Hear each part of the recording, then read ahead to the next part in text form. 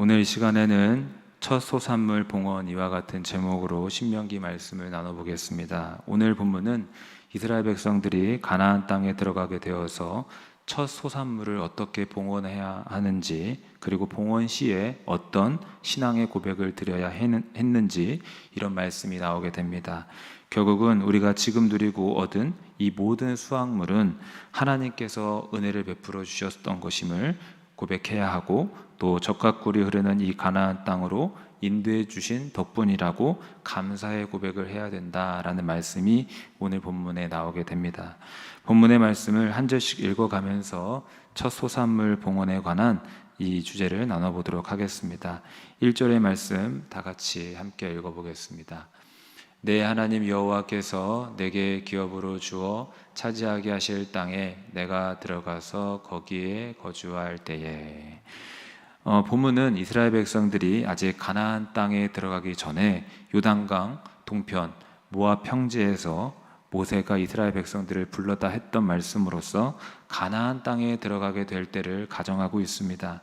하나님께서 너희에게 가나안 땅을 주어 너희가 거기에 거주할 때에, 이렇게 가나안 땅에 들어가게 될 때를 가정하고 있는 말씀입니다. 그리고 이어 2절 상반절을 보시면 이렇게 기록되어 있습니다. 토지의 모든 소산의 만물을 거둔 후에.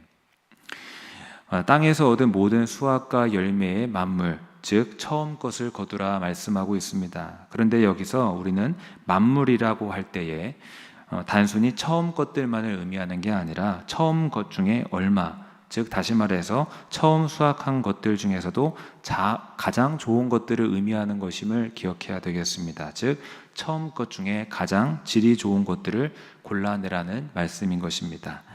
그리고 또 어떻게 하라고 보니까 중반부터 보시면은 그것을 가져다가 광주리에 담고 내 하나님 여호와께서 그의 이름을 두시려고 택하신 곳으로 그것을 가지고 가서, 이렇게 기록하고 있습니다. 무슨 말씀이냐? 첫 소산물을 광주리에 담고 하나님께서 택하신 곳으로 그것을 가지고 가라라고 말씀하고 있습니다. 그런데 우리가 여기서 궁금한 것은 하나님께서 그의 이름을 두시려고 택하신 곳, 그곳은 과연 어디인가, 이것이 궁금할 수 있겠습니다. 이에 대해서 일단 우리는 예루살렘 성전을 생각할 수 있는데, 사실 이스라엘 백성들이 가나안 땅에 들어가자마자 예루살렘 성전을 건축했던 건 아니기 때문에 첫 소산물을 갖고 가는 그 장소가 예루살렘 성전만을 의미한다, 이렇게 생각해서는 안 됩니다. 하나님께서 주권적으로 택하시는 곳, 그곳으로 첫 소산물을 가져가야 했습니다. 3절을 또 읽어보겠습니다. 그때에 제사장에게 나아가 그에게 이르기를 내가 오늘 당신의 하나님 여호와께 아뢰나이다. 내가 여호와께서 우리에게 주시겠다고 우리 조상들에게 맹세하신 땅에 이르렀나이다 할 것이요. 그리고 첫 소산물을 가지고 이제 누구에게 나아가야 합니까? 바로 제사장입니다. 그때에 제사장에게 나아가, 이렇게 기록되어 있습니다. 아시다시피 구약 이스라엘 백성들은 하나님과 백성 사이를 중재하는 제사장을 통해 제물을 드리고 제사를 드릴 수 있었는데, 여기서도 마찬가지로 제사장을 통해 하나님께 나아가고 있습니다. 그렇지만 여기서 유념할 것은 제사장만이 제물을 드릴 자격을 부여받았지만 실제로는 누가 제물을 드리고 있느냐? 바로 이스라엘 백성들입니다. 제사장을 통하고 있지만 백성들이 마음을 다해 정성을 다해 하나님 앞에 각 개인이 나아가고 있는 것입니다. 여러분, 우리가 각자의 믿음으로 각각 하나님 앞에 바로 서야 될 줄로 믿습니다. 그리고 그 다음 제사장은 이스라엘 백성들이 갖고 온 토지 소산의 만물을 어떻게 해야 되느냐? 4절에 보니까 제사장은 내 손으로 그 광주리를 받아서 내 하나님 여호와의 제단 앞에 놓을 것이며 라고 기록합니다.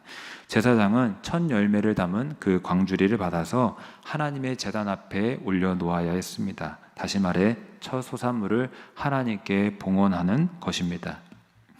그렇다면 여러분, 하나님은 왜 이렇게 소산물의 만물, 첫 것을 하나님께 바치라 말씀하셨을까?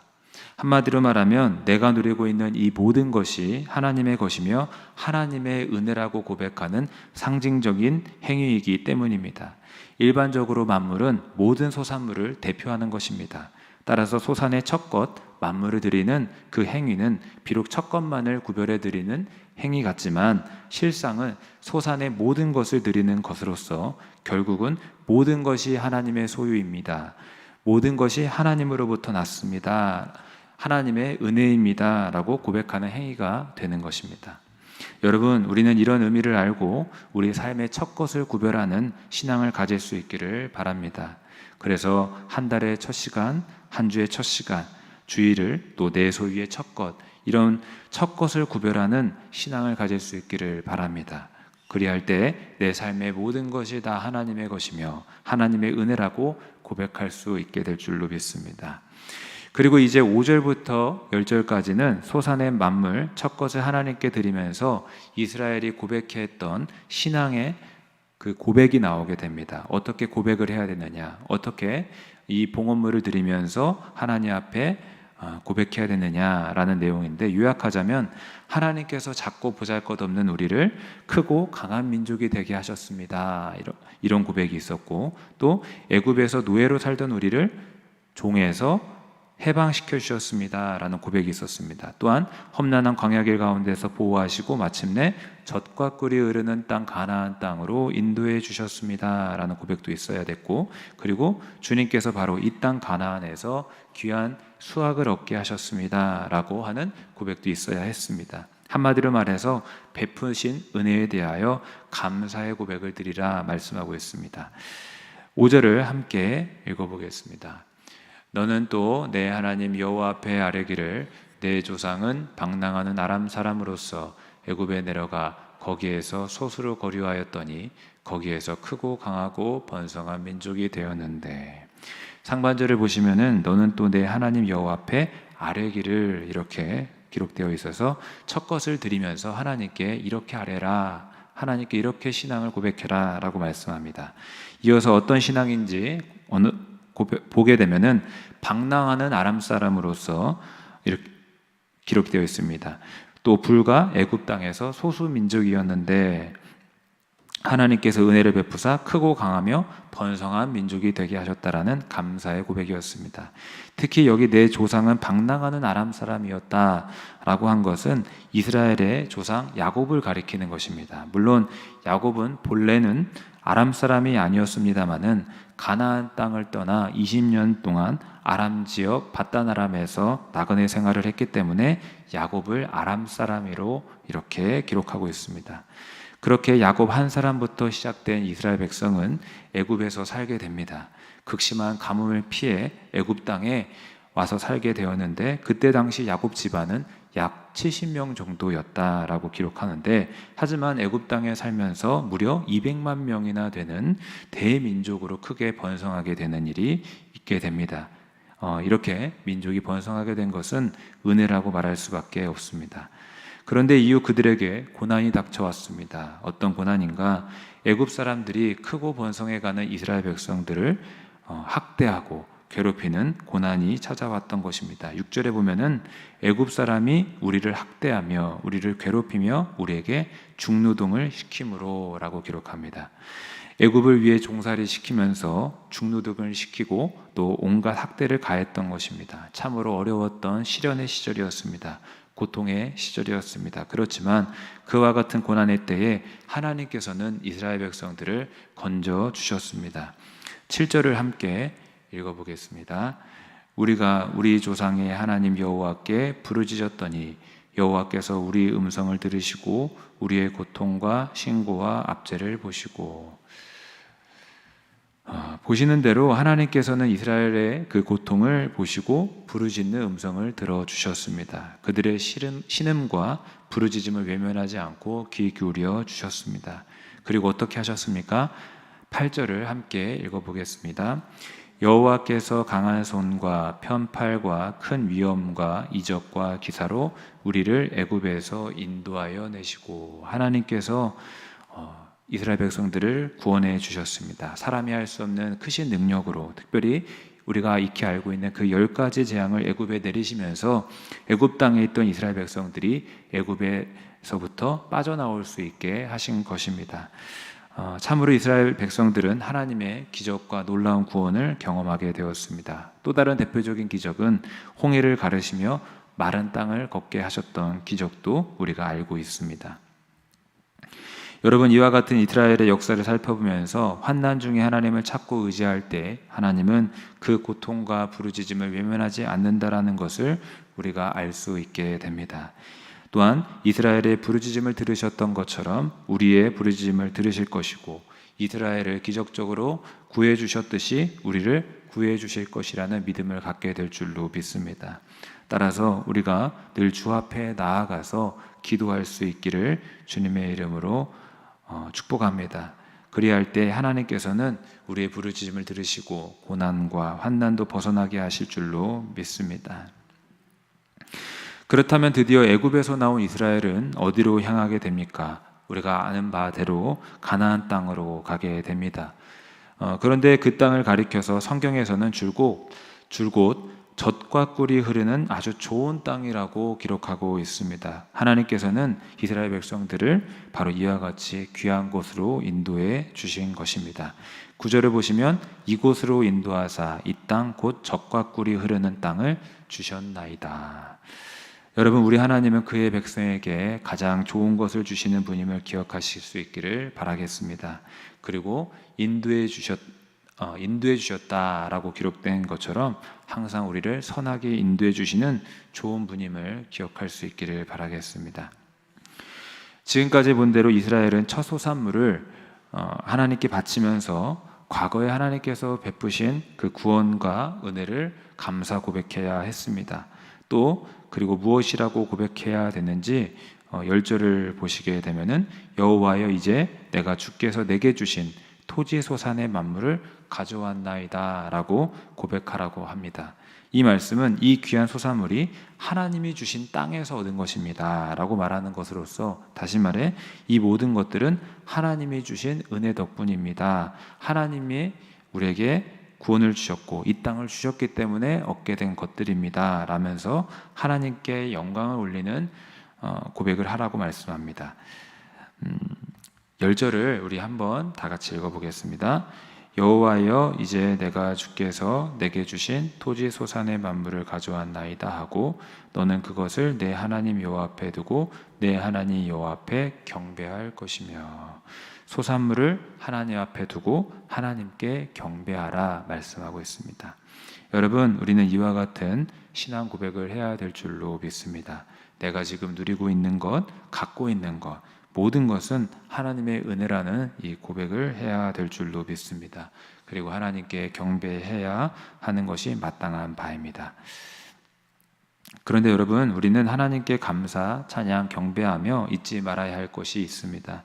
그것은 받은 은혜를 가지고 나누는 것입니다. 받은 은혜를 나만 움켜쥐고 있는 게 아니라 나눠야 한다라는 말씀입니다. 그렇기 때문에 마지막 절 11절을 읽어보면은 이스라엘은 하나님이 주신 그 복을 나누라라고 레위인들과 또 나그네 객과 함께 나누고 즐거워하라고 말씀하고 있습니다. 우리 마지막으로 11절을 읽어보겠습니다. 내 하나님 여호와께서 너와 내 집에 주신 모든 복으로 말미암아 너는 레위인과 너희 가운데 거류하는 객과 함께 즐거워할지니라. 아멘.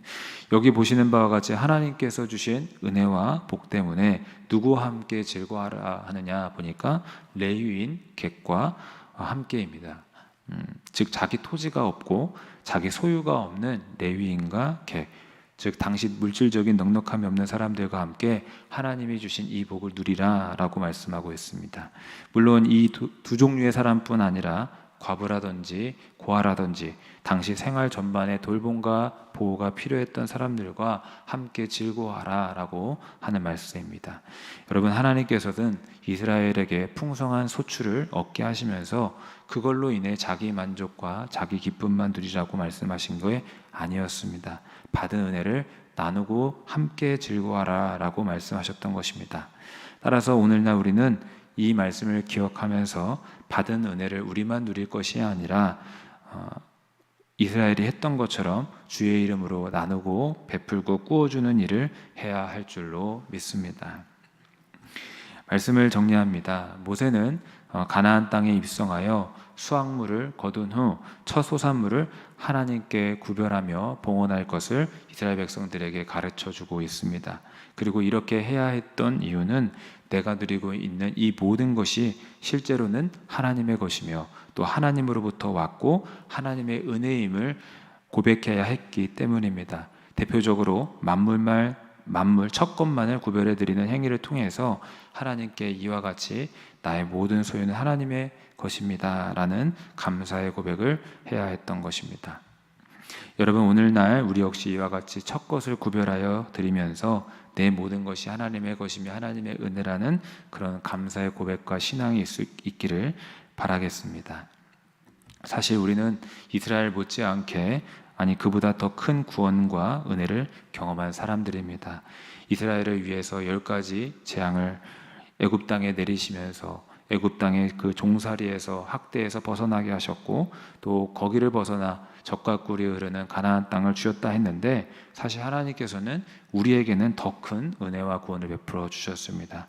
바로 독생자 예수 그리스도까지 우리 각 사람 위에 내어 주신 것입니다. 날마다 또 일상의 기적을 허락하시면서 우리에게 일할 수 있는 건강도 주시고 시간도 주시고 모든 은혜를 허락해 주셨습니다. 따라서 우리는 그 누구보다 하나님께 감사해야 되는, 하나님께 영광 올려드려야 되는 사람들인 것입니다. 여러분, 하나님께 감사의 고백을 할 수 있기를 바랍니다. 그리고 무엇보다 특별히 첫 것을 구별해드리는 이 신앙을 통해서 주님께 영광 올려드리시기를 주님의 이름으로 축복합니다. 기도하겠습니다. 살아계신 하나님 감사합니다. 우리의 모든 것이 하나님의 것이며 우리가 누리고 있는 이 모든 것이 하나님의 은혜임을 고백합니다. 하나님, 첫 것을 드리는 이 신앙을 통해서 우리의 삶을 주께 올려드리고 하나님 앞에 영광 올려드리는 우리의 삶이 되게 하여 주옵소서. 또한 받은 은혜를 나누고 베푸는 넉넉함이 있게 하여 주옵소서. 감사드리며 살아계신 예수님의 이름으로 기도하옵나이다. 아멘.